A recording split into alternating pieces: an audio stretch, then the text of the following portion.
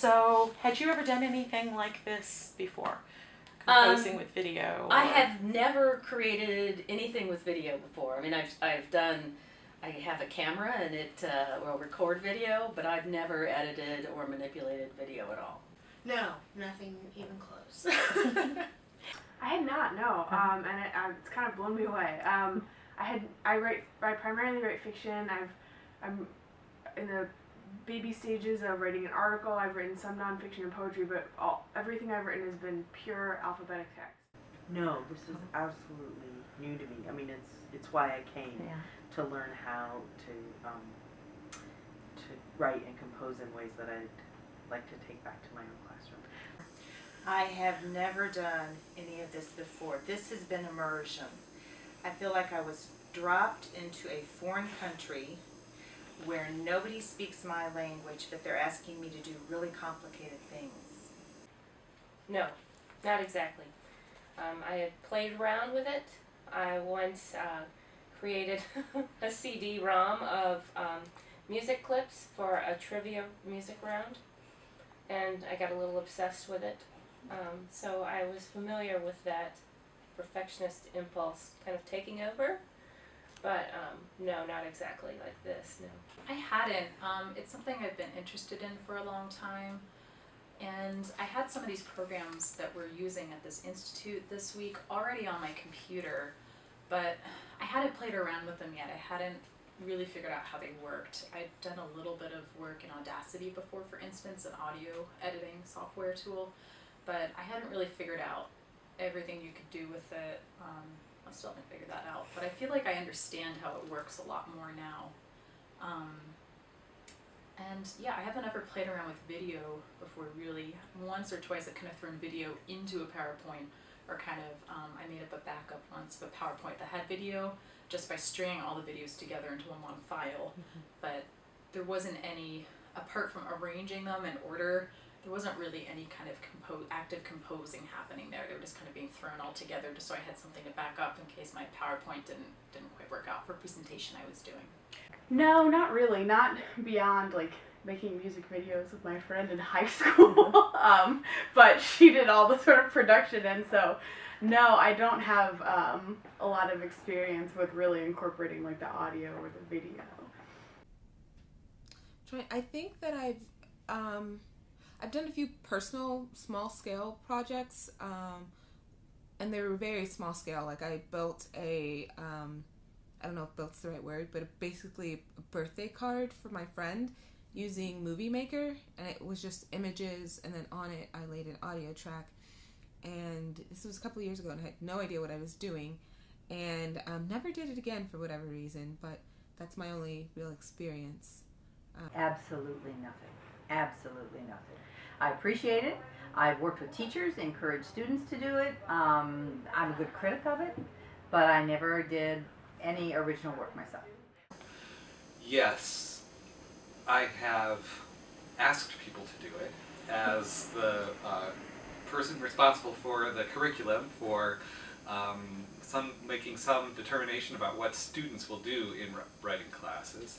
I have introduced an element of multimodal digital composition to the standard curriculum. So to that degree I have done that. Other than that, from a professional standpoint, no. I enjoy messing around, and I enjoy creative endeavors, but there's nothing on my CV that is multimodal or digital. I had not myself. I've assigned it several times to my students. I've messed around with the programs enough to know kind of what to expect, but I had never actually had to do it with a deadline and all the things I ask of my students, so I had to kind of switch to the other side. I've actually done some videos of my students when I taught fundamentals of speech. So I had all of my students videotaped, and I did all the videotaping. I have not done any traditional cutting with their particular work. I have done for a project in my course of education where I was clipping pieces of videos and pieces of audio attached to video for an oral literacy project that I had worked on with one of my professors. So I have done some of that, but not for my own work where I kept playing with it and I was the audio or that kind of thing. So I actually have done something like it before, and the closest that really comes to what we have done is when I was in a journalism program for a year at the University of Southern California, and we recorded and edited audio. So, and actually, I shouldn't say audio. Well, there was audio in it, but it was more, footage for commercials and then for news segments that we were doing. So I have a little bit of film editing experience that went into it before, but for the most part, this was the first time I brought both media together. Yeah.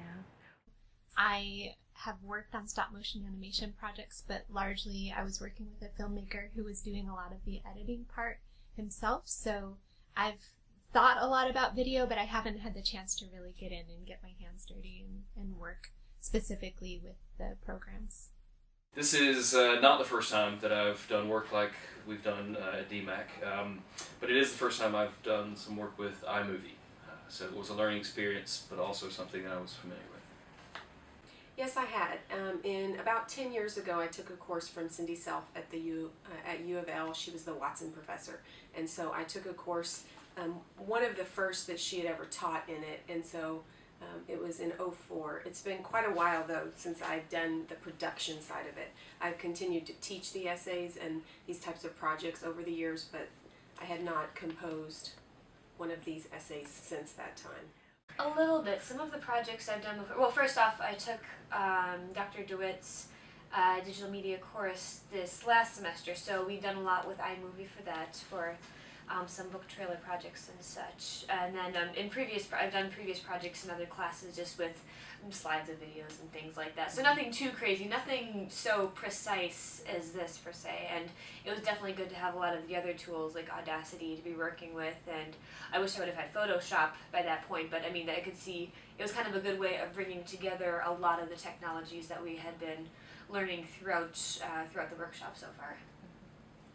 Luckily, being a grad student at Ohio State, we're trained to work in this, like with video in various classes, especially since I'm in the digital media concentration. I've taken classes with Cindy, so we've done a lot of the iMovie work, and I took a class with Scott last semester, so I've been pretty familiar with most of them, if not the exact program we've been using, at least how to go about working with the media. Yes, I've composed with video and audio. I've taught some composition with video and audio as well, podcast and things like that. Yes, actually through all my graduate classes I have made presentations which incorporated images or sound files, sometimes video files.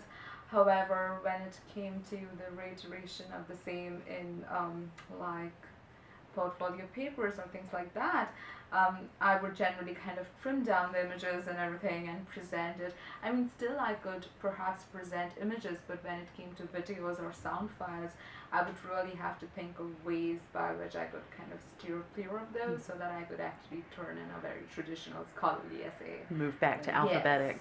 Yes. So like the submissions would often be alphabetic, whereas the presentation of the submission would always be multimodal. I've written about the visual and have written about material culture as well in terms of its rhetorical uses. I've generally been interested in what Tom Mitchell calls the visual textual exchange, right, and have brought the visual into the study of rhetoric for my students. Have been also interested in the use of what I would call excitable images in the news. Images of trauma, suffering, and pain, and the ways in which those occupy a kind of problematic space in not only the production of news, but in documentary and how the pain of others has been represented. I have done video and just basically made video, some slides, video. I recently did a reflective piece where I looked at a photo essay and then tried to ask myself questions like, well, why did I do that? What was my choice? One of the things I came to realize early on in that process was, I mean, I prefer, I mean, my habit is text. So I've got to actually struggle with getting out of my comfort zone to think in other modes